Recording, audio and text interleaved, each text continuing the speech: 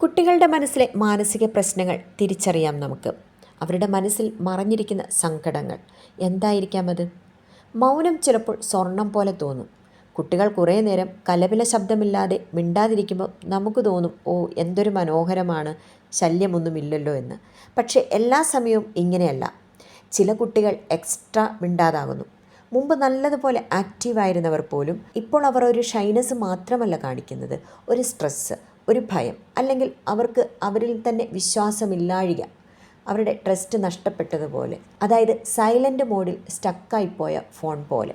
ഇതിന് എന്താണ് പരിഹാരം?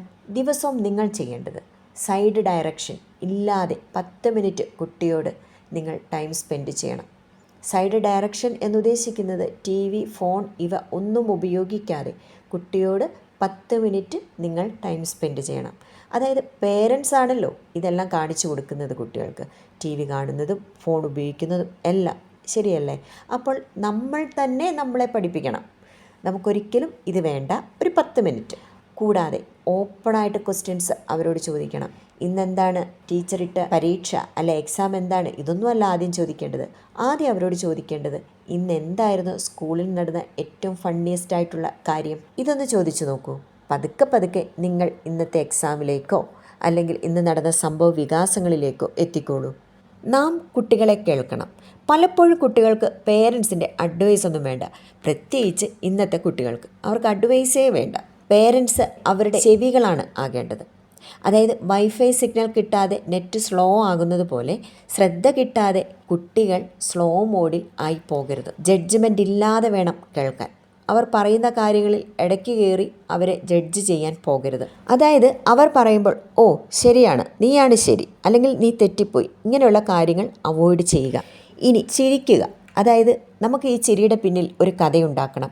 ചിലപ്പോൾ കുട്ടി ചിരിക്കുന്നുണ്ടാവും, പക്ഷേ അത് ജെനുവിൻ ഹാപ്പിനെസ് അല്ല, മാസ്ക് ആയിരിക്കാം. അതായത് സ്മൈലി ഇമോജി ഇട്ടിട്ട് ആക്ച്വലി ക്രൈങ് ഫേസ് ഉള്ളതുപോലെ.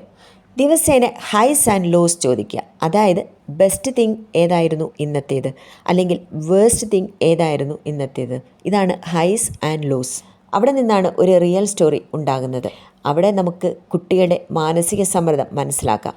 ഇനി മറഞ്ഞിരിക്കുന്ന മുറിവുകൾ എങ്ങനെയാണത് കണ്ടുപിടിക്കുക?